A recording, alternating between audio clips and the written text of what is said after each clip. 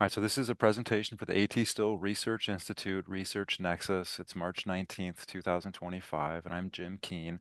And today's presentation is going to be on whole person healthcare that's based on osteopathic philosophy and evidence-based medicine. So I put a question mark in there like, hey, can these two things fit together? Well, today we'll kind of run through what is the osteopathic philosophy, what is evidence-based medicine, and how the two can help each other. So to start with some definitions, evidence-based medicine is a form of inductive reasoning, right? It uses scientific methods to organize and apply current data to improve healthcare decisions, right? It really doesn't create new information or new data.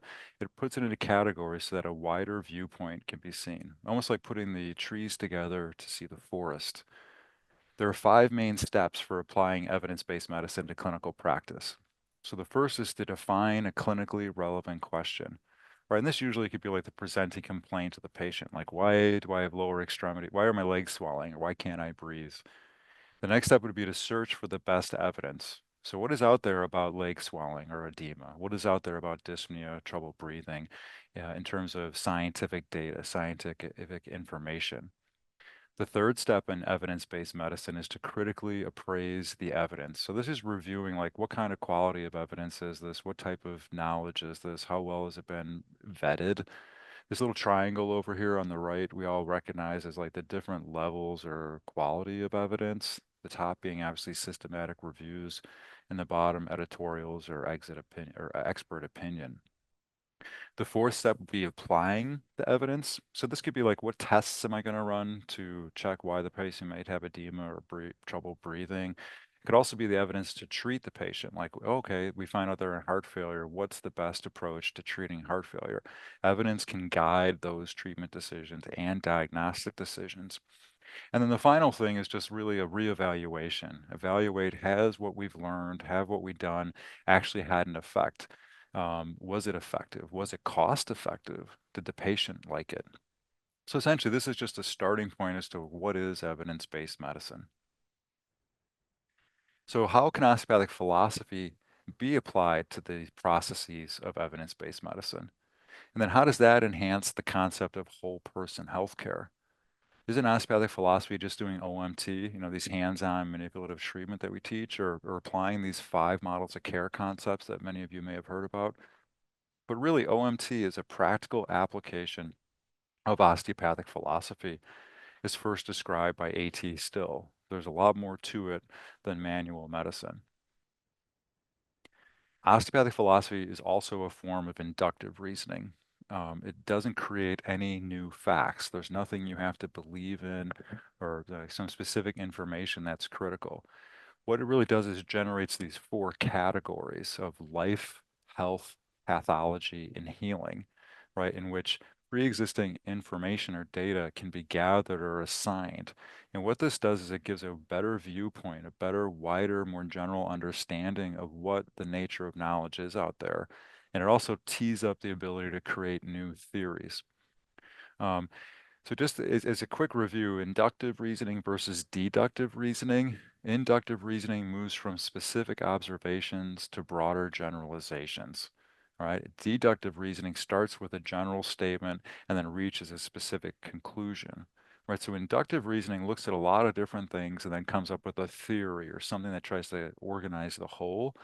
Deductive reasoning perceives some sort of knowledge and then tries to test it. Let's do an experiment, and then we can verify that this is true or not. So again, inductive reasoning is specific to general, produces theories. Deductive is general to specific, produces facts. These two work together, right? They can't, there's no such thing as pure inductive reasoning, but they do work kind of like one will lead to the other and then back and forth, almost like a pendulum or a cycle. So getting into these categories of osteopathic philosophy, let's begin with the first one, life, right? A.T. Still wrote that life is matter in motion. And this calls attention to the fact that all organisms' bodies are made up of atoms from the earth environment that have been temporarily gathered together. From an osteopathic perspective, survival would be then the maintained aggregation of atoms forming the organism's body. Death occurs then when there's no life, right? There's nothing to put this matter into motion to make a body. And so these atoms really don't disappear, they just fall back and they return to the environment. There's a lot of metaphors we can use for this concept.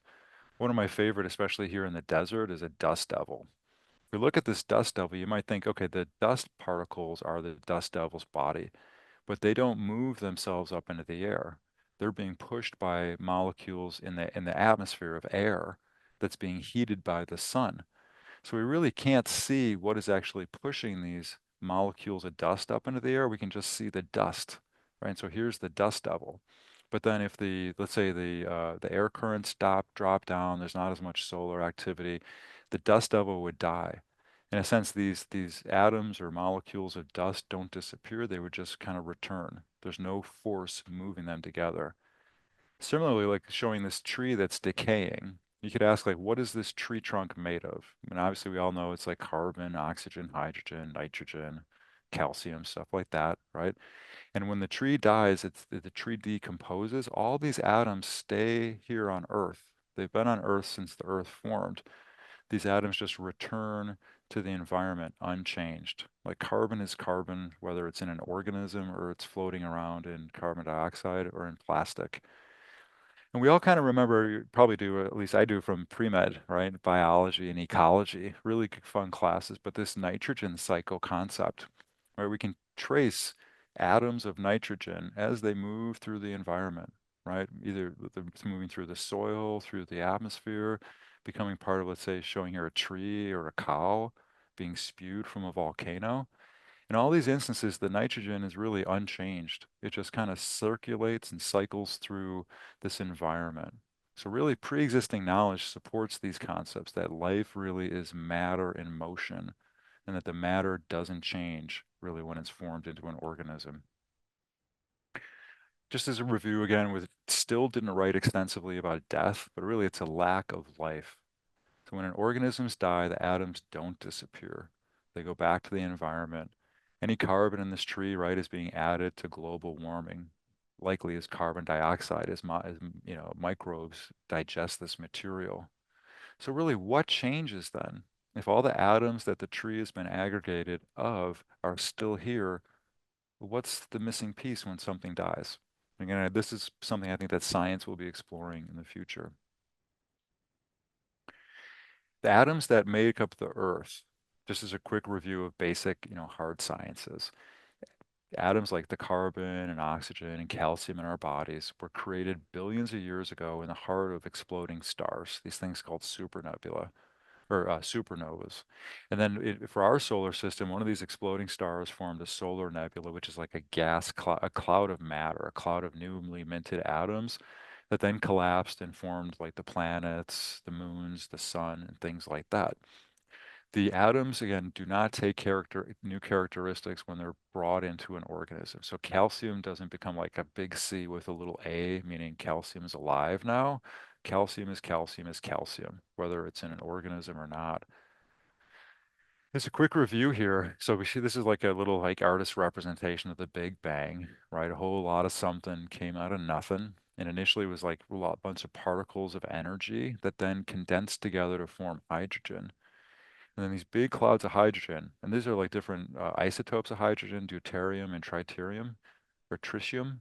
These are then squeezed together by the force of gravity when within these big clouds of hydrogen, and this triggers a fusion reaction. Where literally these two atoms are like stuck together, and it forms a new atom called helium, right? And it releases energy, that's the sunlight, right? And it also releases a neutron. Then if we take more deuterium or tritium and add them to this molecule, now we've got carbon or oxygen or lead or anything else that's on the periodic table. So once these atoms form, unless there's huge amounts of pressure, they stay the same for billions of years. Here's a timeline of the Earth, right? The Earth formed about 4.5 billion years ago, a bunch of atoms and molecules thereof clumping together to form the Earth. About 1 billion years later, some people say about 4 billion years ago, life began. And from that, we know that some of these atoms that the Earth was formed of clumped together to form, shown here, early forms of life, like archaea bacteria, right? Early viruses, things like that. Then later on with multicellular organisms, all the way up to human beings, right, or hominids, we know that all of these organisms are made of these same atoms that formed the Earth 4.5 billion years ago. So let's say when this hominid dies someday, all the atoms of its body will still stay here on Earth. And just like in the nitrogen cycle could be pulled up and pulled into to form a new organism's body. So a more detailed translation of Still's quote is that life applies a force, like a Newtonian force, to environmental atoms that put them in motion to aggregate the body and everything made of atoms within it. And so these concepts such as like osteogenesis, neurogenesis, hormone synthesis, DNA replication are examples of how life exerts a force on atoms in the environment, puts them in motion, does work on their molecular structures to form these things within the body. Right? All parts of the body have some kind of an oogenesis process. As I put down here, it's like body part oogenesis. So whether it's the retina, the skin, the hair, the heart, nerves, you name it, bones, there's a, like let's say neurogenesis or osteogenesis. Just some quick diagrams here, cartoons, right? This is a cartoon of osteogenesis showing more and more atoms being absorbed through the environment, from the environment, and aggregated together to form this bone. Right, and even if we're looking at the end plates, the cortex, the medulla, the vascular systems that supply the bone, these are all aggregations of carbon, oxygen, hydrogen that have been pulled together from the environment to form these structures, right? Same here, this is nephrogenesis, so your kidney. I always joke with students, what in the kidney is not made of atoms? Currently, by science, nothing. So if that's the case, these atoms weren't formed out of thin air. They've been on Earth since it formed. And through nephrogenesis, they're being absorbed into the body, right, which is made up of other atoms from the environment. And then work is done, again, a Newtonian concept of work, a force being applied over time that displaces matter, occurs to these atoms to form different molecules that are then lumped together to form tissues and organelles, etc. So nephrogenesis, osteogenesis, brain development, neurogenesis. This diagram here is like steroid synthesis. And many of us remember from our organic chemistry days, right? These rings are really carbon and hydrogen, right? And then work is done to the molecular structure of these things, changing that molecular structure. The molecule's identity is its structure. So if you have a molecule and you change its structure, it's now a different molecule, right? The underlying building blocks haven't changed, just their arrangement. And so as we start here with some of these like, beginning molecules and end up with steroids, right? This is just work being done on pre-existing inert matter to put it into a new structure for a new function within the body. Okay, so moving on to the next concept, health. So AT Still wrote, when all the parts of the human body are in line, we have health. And so what this may point out is that the body or the body part functions if the atoms that have been aggregated together are in a functional structure. So if you put a wheel together and it's round, the wheel's healthy, it can roll, right? But going back to biology, normal osteogenesis is the process again of aggregating atoms together to form bone. And if it's uninhibited, let's say there's no vitamin D deficiency, then the atoms are put together in the correct way, correct structure, and the bone then is functional. It's healthy. It can bear weight or generate blood cells, whatever. I couldn't resist. This isn't a these graphics here. This is just an fetal ultrasound of bone development, and here's again another cartoon showing bone development as well, osteogenesis. But this little caption here really caught my eye, and it says that the artery and the vein provide nutrients to the bone. AT still had another saying, which he said was that the rule of the artery is supreme. And what I think he meant by that is that matter from the environment gets within the body and is delivered to the different parts of the body through the artery, right? Oxygen, for instance, is matter. Oxygen is basically two atoms formed together in a molecule, right? And that is then absorbed from the environment, carried through the bloodstream, and then deposited, let's say here on this bone, to help support homeostatic reactions that are aggregating all this matter to form the bone. Or in an adult here, right, there's osteomaintenance. The process continues of keeping atoms together to maintain healthy bone structure. So really, AT still sayings, when perceived in a different way, kind of make a lot of sense. I think a lot of our current scientific knowledge supports these concepts. So really then atoms, I'm a simple person, I'm a generalist, I like thinking simply. So atoms then are kind of like little toy pieces, right? They're stuck together for a while to form an organism's body, right? This little guy right here, the Lego man, and he's holding off like carbon here, right? Or calcium or something. See, this is a part of your body. If that's the case, then all diagnosis really evaluates, are these atoms aggregated into the correct or a functional structure, right? There's a lot of phenotype variability. So is it functionally structured? So in other words, all forms of diagnosis evaluate if the body is in line, like Still said.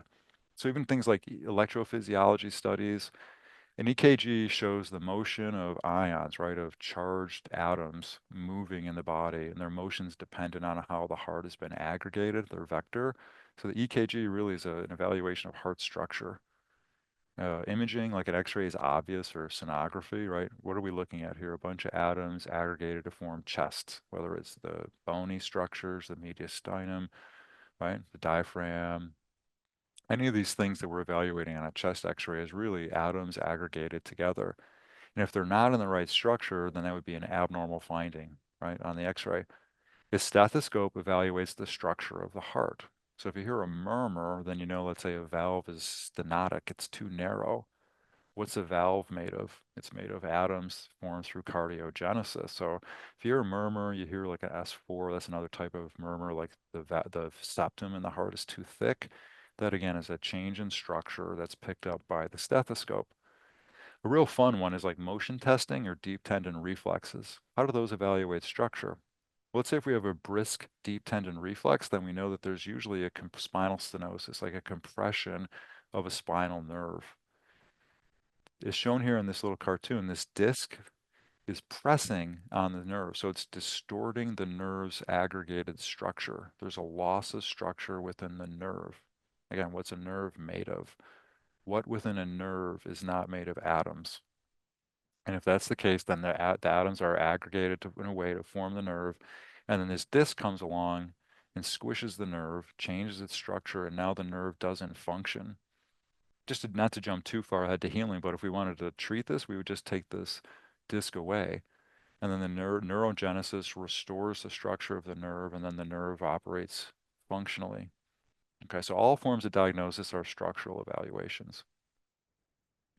So then how did this term osteopathic arise, right? How do you evaluate the structure of the body in the 1860s? Did they have a stethoscope, labs, or X-ray? Mm-mm. They had not been invented. So osteopathic physicians use their hands to feel the patient's bones as markers of the body's structure. Like shown over here, let's say this patient comes in and they say, I have upper back pain or I can't breathe well. And then the osteopath would palpate these bones and they'd find that the scapula are not uniform, they're not symmetrical. This is a loss of structure in the body, right? So if the bones are markers of structure in the body and they're found not to be in line, they're out of whack, there's a loss of structure, that's pathology. You combine these two, so bones, pathology, osteopath. Bones are markers of structure in the patient's body, and if the bones are not symmetrical, they're not in line, that's pathology. So shown here with this intense study that, again, early osteopaths did on bones, right? Here's A.T. Still with one of his early faculty. Here's A.T. Still with a couple of nurses as well. What he's doing is he's showing, hey, see how this bone, it's supposed to be in this location. If it's found not to be in that location, that's pathology. And then we push and we pull on the body to put the bones back in the right location. That's healing. So I jumped ahead, right? Pathology, though, is when the body is not in line, the effect is disease, right? And so early on, it was the bones, but we could take this all the way to the atomic level. We could look at a molecule. Is the molecule being synthesized in the correct structure? If not, then it loses efficacy, right? In a sense, then, pathology is due to a loss of structure in the body. Nothing new is being replaced. There's nothing new added. In a sense, using a astronomy concept, darkness doesn't exist. darkness is a lack of light. And so in a sense, pathology, it doesn't exist. It's entropy within the previously aggregated atoms with a specific structure. In this sense, then modern pathology really looks at patterns of entropy within previously structured aggregated atoms. And there's some examples here, like so here's a bunch of different types of fracture. And a lot of times we'll classify fracture on the shape of the fracture. The fracture itself is really a loss of aggregated structure in the bone, right? A force is applied. This is a direct form of direct morbidity. A force is applied to the bone, which breaks down the aggregated structure of the atoms, right? It's just like noise is being introduced here. There's a lack of aggregated structure. And then depending on the pattern, we'll call it like linear, I call it like spiral or longitudinal, comminuted or complex. These are all just patterns of how the aggregated structure of the bone has been lost, right? And you can link up back to this evidence-based medicine concept. Oh, what is it that caused this longitudinal fracture? How do I test for it? And then do I need to treat a longitudinal fracture different than a transverse fracture? You sure do. Right, so it's not just entropy, it's not just noise. It gives us a pattern of how do we treat this? How do we put this bone back in line? And this goes all the way to even things like cytology, right? So we have this normal erythrocyte here. What in the erythrocyte is not made of atoms that have been aggregated together, right? Nothing. And so if this process of erythrocytosis is disrupted, let's say there's not enough vitamin B12, then we get these macrocytes. The macrocyte is made of the same atoms that the normal erythrocyte is, but there's more of them, and there's not the correct structure. So this macrocyte doesn't work. It doesn't function as well as the normal erythrocyte, right? You can get a macrocytic anemia, usually again B12 deficiency. A microcyte is the same thing. It's an erythrocyte that's now too small. There's not enough matter in there. There's not enough atoms, usually from an iron deficiency, right? Microcytic anemias have many sources, but classic one for me as a generalist is an iron deficiency. But let's go way down here, down to these like poikilocytosis, right? So whether it's a spur cell, a Burr cell, or whether it's a sickle cell, we all know that these are disruptions in normal erythrocytosis in the production of red blood cells. Because of this disrupted blood cell production, they come out with the wrong shapes. Or sometimes these might, again, a burst cell, I forget, might have like, autoimmune reactions that are occurring. But again, this is all disrupting the aggregated structure of matter forming these erythrocytes that then decreases or changes their efficiency. Right, so the sickle cell has got abnormally structured hemoglobin that doesn't function as well as normally structured hemoglobin. It's got a different oxygen dissociation curve. Right, so all modern pathology are patterns of entropy within the previously aggregated atoms forming an organism. The body is not in line. Getting a little bit more detail on the pathology, right? So pathology is due to a loss of structure in the body. And it's either due to direct morbidity, which is like a fracture where a force is applied to the aggregated matter forming an organism's body that disrupts the aggregation. There's a loss of structure and then a loss of function. The second type of pathology is due to inhibiting the process that put the body together. So a real common one is like a vitamin D deficiency leads to rickets, and then you have abnormally structured bones that don't work right. But this can be applied across the board. Another example of this indirect morbidity is cardiomyopathy, right? It's shown here on this little diagram here. The normal heart has a normal structure. This is all carbon, oxygen, and hydrogen, et cetera, that have been aggregated together through cardiogenesis and cardio maintenance to form this heart. But let's say something inhibits that process. The heart will change structure. It's not being, put together the right way. And pathologists have looked at different patterns of how the heart can lose structure. So one of them is like a hypertrophic cardiomyopathy is shown here. This occurs usually when there's increased afterload, right? The patient has long-standing high blood pressure. This changes the cardiogenesis function to where it produces a heart that's got thicker walls, more muscle, and so its structure is lost. Even though we think, oh, there's more muscle, it's actually a loss of structure, an increase of entropy. the heart's not in line anymore. And to treat that, we lower the blood pressure. Other forms of other things that disrupt cardiomyopathy lead to different forms of I'm sorry, other things that disrupt cardiogenesis lead to other forms of cardiomyopathy. So, for instance, an ischemic issue, let's say you have like coronary artery disease, excuse me, will lead to a dilated cardiomyopathy. Or if you have some sort of an infection like TB or like some pericardial disease, then you'll have a restrictive cardiomyopathy. But again, because cardiogenesis was inhibited in different ways, it leads to a different pattern of loss of structure in the heart that then is categorized by a pathologist, linking how this abnormally structured body part, what caused that? What caused the change in the process that aggregated it? Okay, then finally, to move on to healing. So Still wrote that when the parts are readjusted back in line, disease gives place to health. If there's a wheel that's square and you make it round again, you've healed the wheel. It can now roll because its structure's been restored. And just not to spend too much time, but there's two forms of healing. Direct forms of healing exert a force on the body to push the atoms back into place so that structure is restored. And a great example of that is balloon angioplasty. I call that a direct osteopathic technique. This balloon literally exerts a force, a Newtonian type force on the atoms forming the blood vessel that pushes them back into shape. And when the structure is restored, now the artery can function, it can perfuse, it can allow stuff to flow through it. Indirect healing is where you restore the function that aggregates the body part. So with the cardiac remodeling, you have a hypertrophic heart, we give it, let's say, Coreg or a blood pressure medicine, right? And then the heart will remodel. Cardiogenesis now can restore or somewhat restore the structure of the heart because it's not being inhibited by the increased afterload.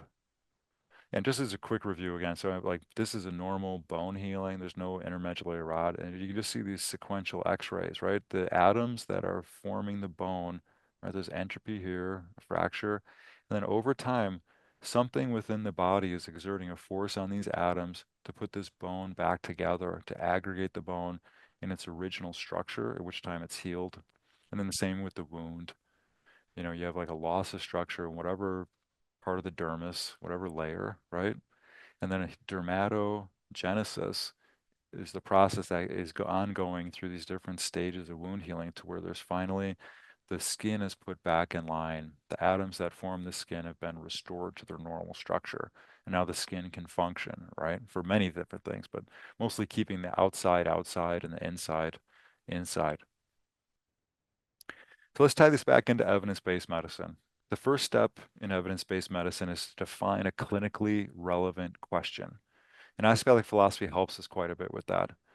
The two questions that could be asked is what loss of function has occurred in the patient's body that has led to their signs and symptoms? Whether it's, let's say, diffuse abdominal pain or just general fatigue, anxiety, depression, severe headaches, things like that. The job is to go look around what is it that could be causing this loss of function? And then secondly, where is the loss of structure in the patient's body that's causing this loss of function? Let's say somebody has a migraine, like this guy over here. We say that, or the theory is that migraines occur because there's vasodilation in the skull. Well, that could be a change in structure and blood vessels in the skull that lead to stretching, right, of all the dura and things like that that trigger the pain signal. So these two questions really are, where's the loss of function? And then what's the loss of structure that led to this loss of function? The second step is to search for the best evidence. So you want to cast a wide net. Applying osteopathic philosophy would lead you to identify any known forms of pathology that match the symptoms or signs in the patient. For instance, if a patient presented with edema, you would generate, I'm an internist, you generate a differential diagnosis, right, for the edema. What are all the things that could possibly cause edema in this patient? And then the job is to either do testing or some other evaluation to see if these potential reasons that cause the problem actually are the reason. Not to get, we can do a whole lecture on differential diagnosis, but here's just the basic 5 steps for developing a differential. And then just for completeness sake, here's the differential list for peripheral edema. right? This could be everything from like kidney failure to heart failure. Cardiomyopathy can cause peripheral edema, all the way to hypothyroidism, right? It causes changes everywhere in the body and a bunch of different things in between. The third step in evidence-based medicine is to critically appraise the evidence and then to apply the evidence.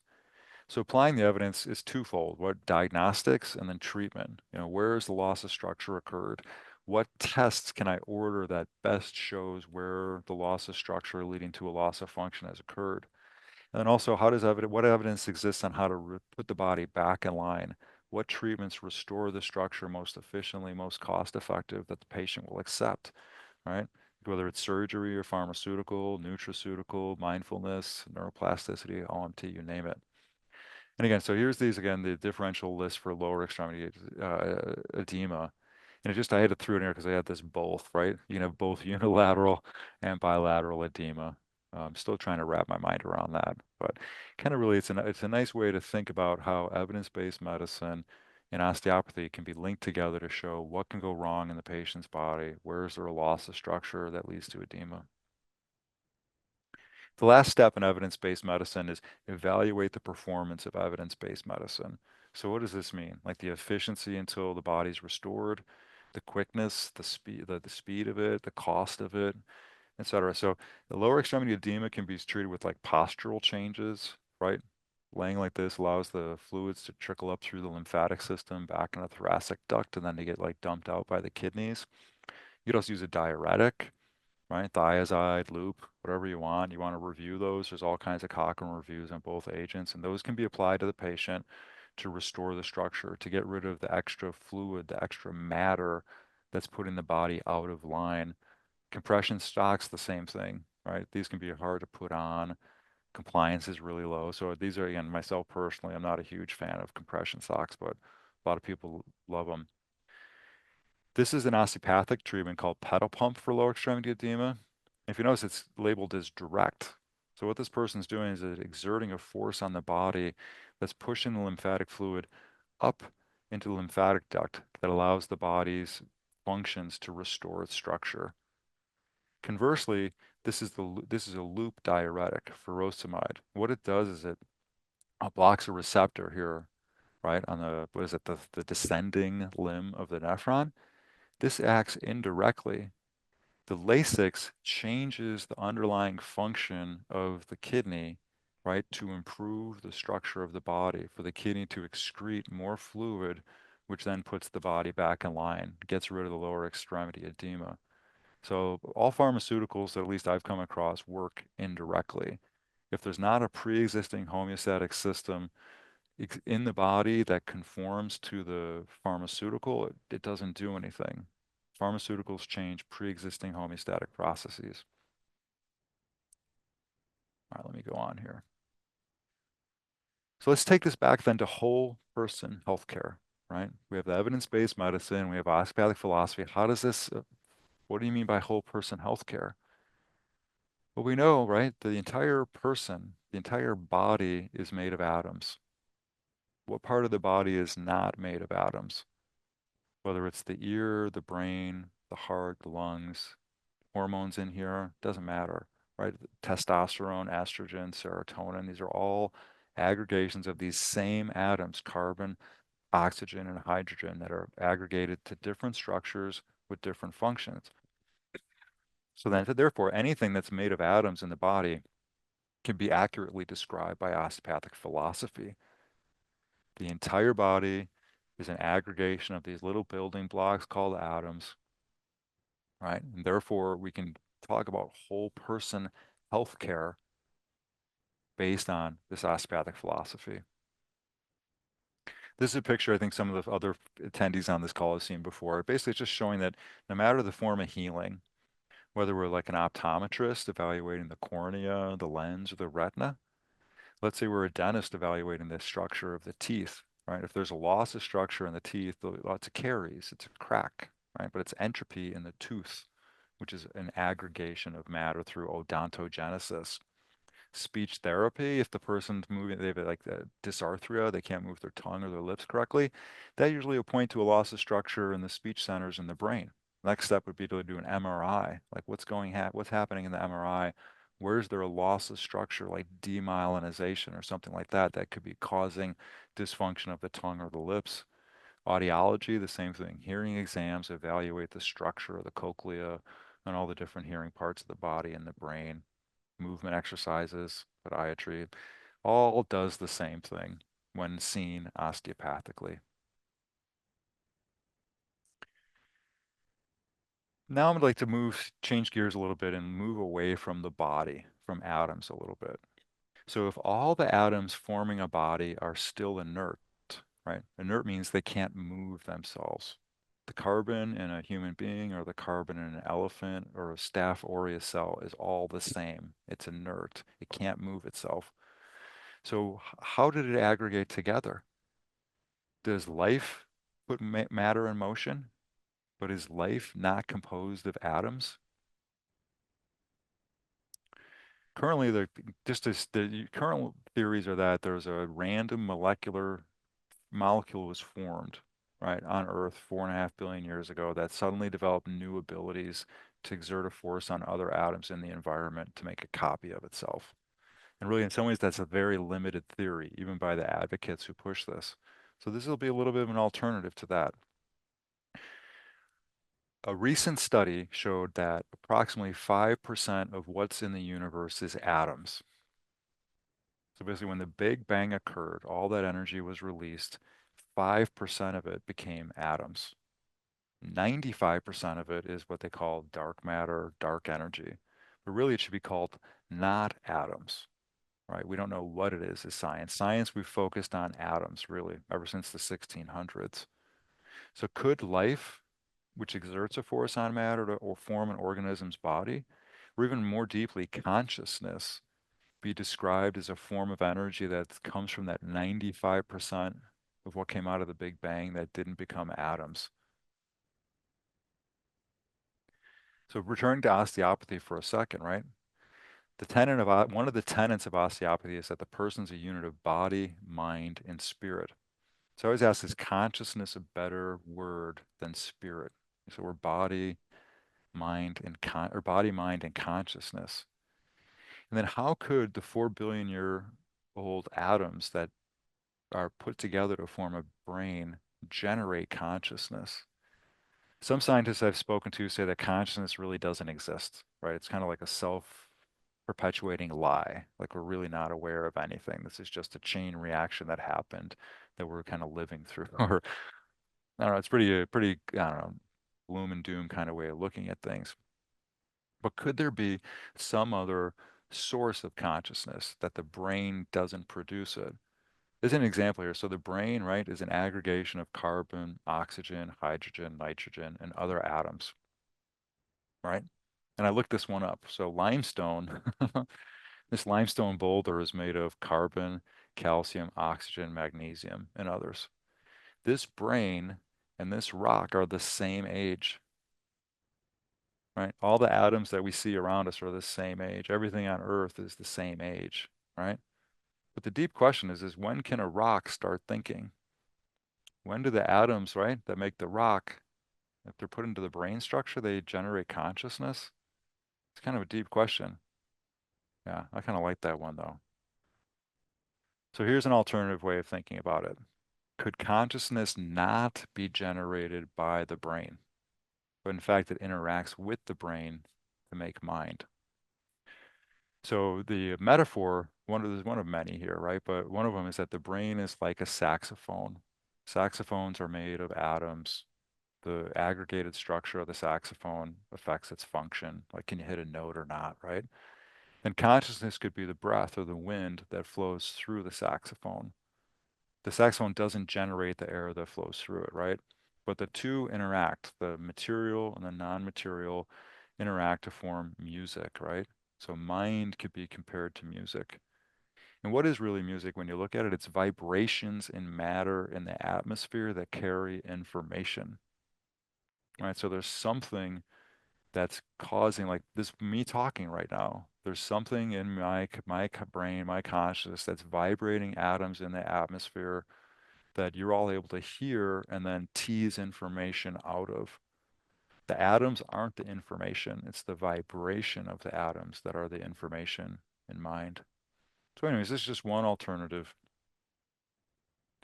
So the current osteopathic goals, let's come going back to research, right? That's really our main focus today. So these are some current osteopathic goals in research.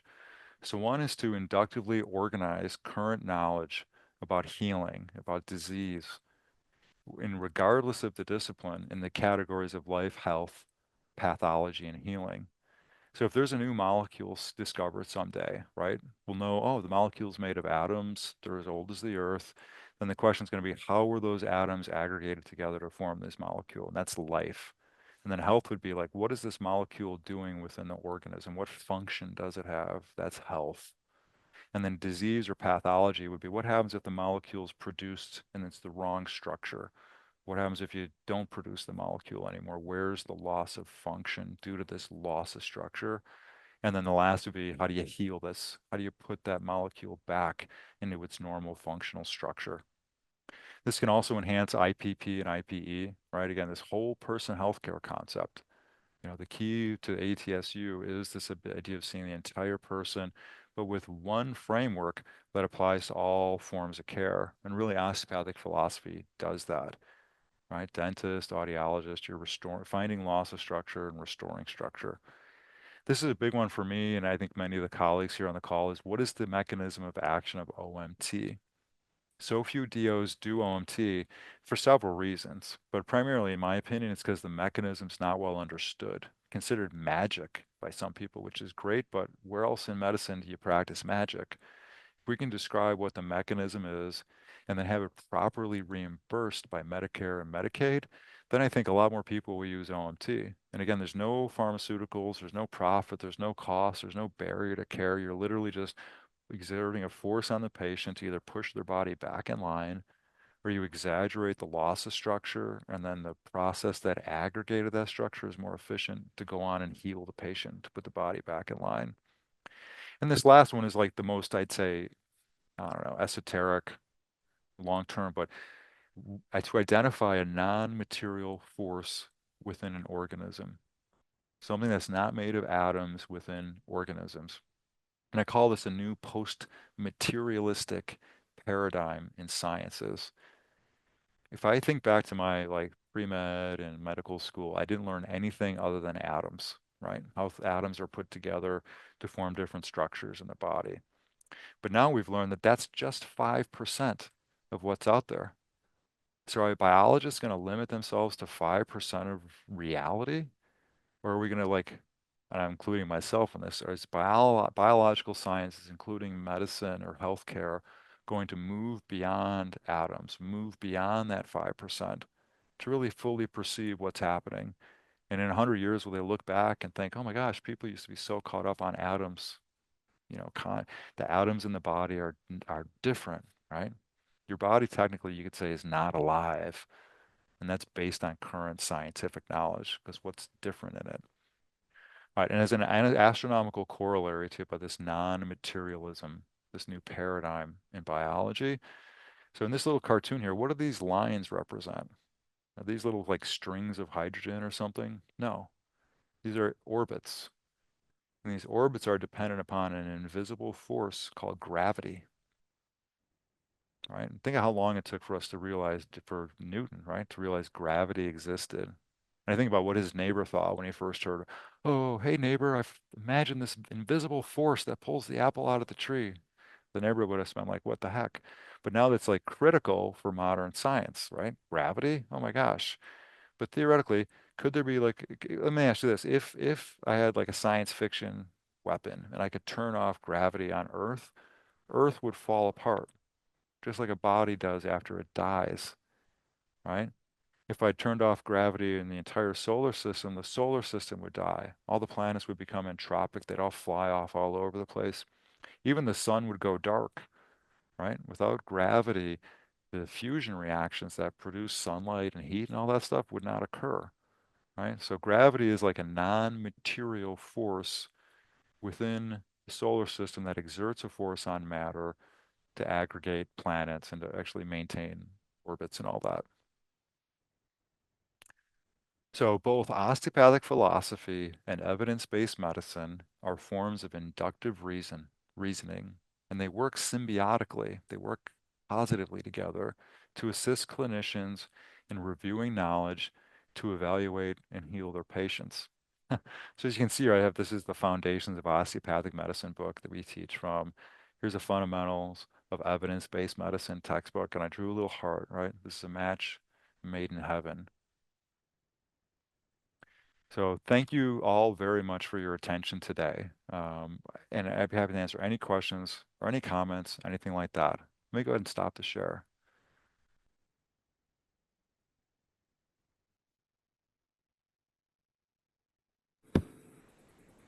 Thank you so much, Dr. Keane. Welcome. Any questions, you can also post it in the chat if you're not comfortable. Or Uh, email me at any time, seriously, jameskeane@atsu.edu. And for those of you who've that's- heard this before, thanks for sitting through it again. Kind of a fun idea.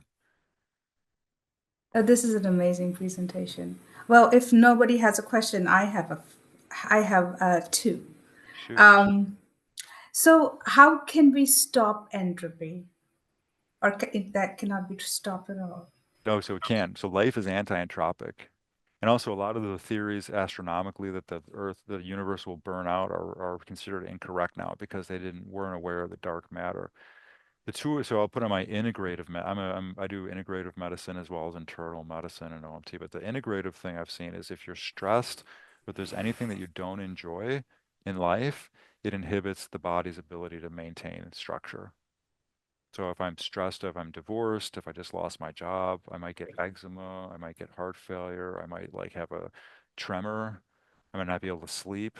These are all due to like, let's say stress and inflammation disrupting the molecular structures in my body, and therefore it's lack of loss of health.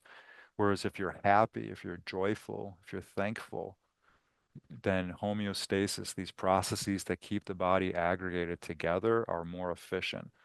I've never read an article like, oh, I was so happy I got eczema, right? I was so happy, right? And so then how do we prevent this?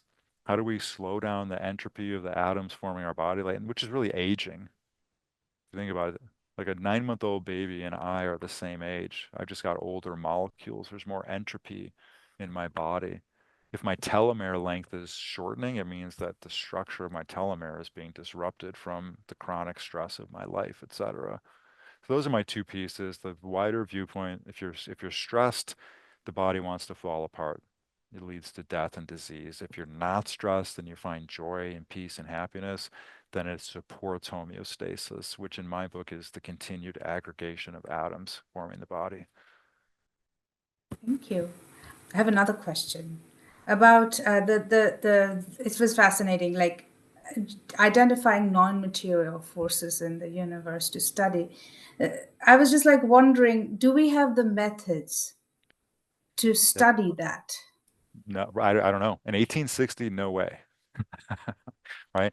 And so, but now, um, I'm not sure. I throw this down as like a gauntlet to all the students in Soma. Like, whoever can figure out how to do an experiment that clearly shows there's something like gravity in the body, that's a Nobel Prize. And that literally, that's a brand new world. And then we realize we don't know anything, which honestly, for most scientists, I hate to say it, we like that, right? Like it's good to have the theory, but a mystery is fantastic, right? So something new to discover. Yeah.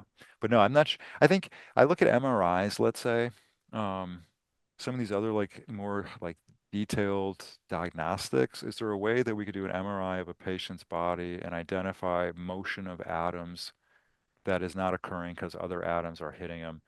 The second piece is I just came to mind is like this concept of self-organization in embryology, where there's forces they think that are moving the ectoderm and endoderm without other atoms pushing it. So I always think of gravity. And couldn't we like calculate the vector of those forces, like gravity, and then figure out like what is the forces within embryology that take atoms and put them together to form a fetus? When I get all tripped out, I think it's going to be like a vortex thing, like some mandala, right? These old visionaries got to see, oh, here, these like spiral forces that are now folding the mesoderm in a way to get the neural tube. Sorry, I go off on all day. It's just really fascinating to think of these things, I think. Dr. Ward has a question. Hey there, Jim. Hey, Thank you for this presentation. my pleasure, Janet. Being on the dental school end of things, you were talking about that not many DOs practice OMM. I'm just curious, and maybe my other non DO colleagues are as well. Was there a decrease over the years? Is it a region or school based uh, thing that you've seen that fewer DOs practice OMM? No clear evidence I've got, Janet, on that I've seen. There's no data, but subjectively, I would say that, yeah, as technology has improved, even going back to Pasteur, I think when Pasteur's discoveries in the 20s occurred, it kind of unseated Still's perception, right? And we kind of focused on the OMT. But as far as, yeah, right now, it really it's a time issue and it's how much money do you make. I've worked with neurosurgeons and orthosurgeons, right? And again, they're open to OMT as a treatment modality, but think about it, you make like $40 for an OMT treatment Right. versus 5,000 for a surgery. And so it's kind of the way our system's kind of priced, I hate to say it, that's part of it. OMT Yeah. is also one of those, if you don't use it regularly, you lose it. And so I think a lot of people, a couple of years after they finish DO school, they feel like uncomfortable and they're like, oh, I don't know what I'm doing. So those are my subjective reasons. But Janet, I mean, literally, you just kicked an idea in my head. Like as a profession, we Okay. should probably do some research and figure out where the Thank you. disconnect occurred. That's great. Okay. Thanks. I have a question. Uh, Jim, really good presentation today. Thank you so much. We can see your energy and enthusiasm. Thanks. My question to you is osteopathic medicine, is it more for prevention or treatment or both Both. So or whether both? it's the manipulation or just again using the philosophy to guide treatment, it's both. Absolutely. I see. Yeah. Some people will say even if you diagnose osteopathically, you begin the treatment. Like becoming aware of the loss of structure triggers these homeostatic changes that begin the healing process. But yeah, no, absolutely. Great question, Rahul. Are there any like a clinical trials done on, for example, like disease state like diabetes, like, Hmm. and for me, when I'm thinking about designing a study, I think about, okay, how many times in a week or a day we have to give the manipulation to the patient, to regulate the blood sugar or for example, blood pressure. Let's say someone is a hypertension patient, Yep.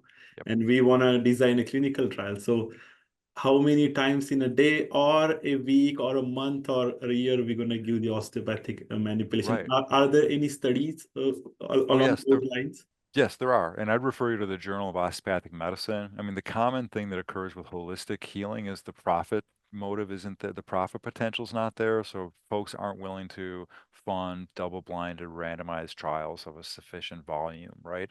But there are a lot of smaller studies. In fact, I think there's several authors on the screen here that I see, but usually the end, right? The sample size isn't big enough.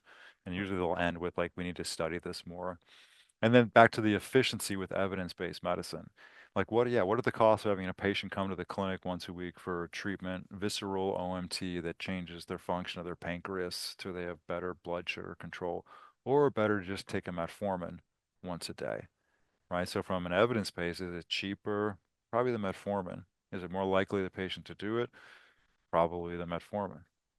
I mean, inside I'm crying a little bit to say that, but I've been around the block, right? And oh no, I can take a pill or I got to drive across town. So yeah, you're nailing it down. And the last thing I'll say is, excuse me, that's really like the OMT, the hands-on manual medicine application in treating diabetes. I would argue like what caused the loss of structure in the pancreas or like peripherally, let's say type 2 diabetes or insulin resistance, like enough insulin's being released. It's just something's changed in the peripheral tissues, some change in the receptors on the myocytes, the insulin receptors that makes them less sensitive. And that has to be a structural change because what is the insulin receptor made of? Atoms. So it's only dependent on is it really being aggregated in a sensitive structure or is it being aggregated in a less sensitive structure?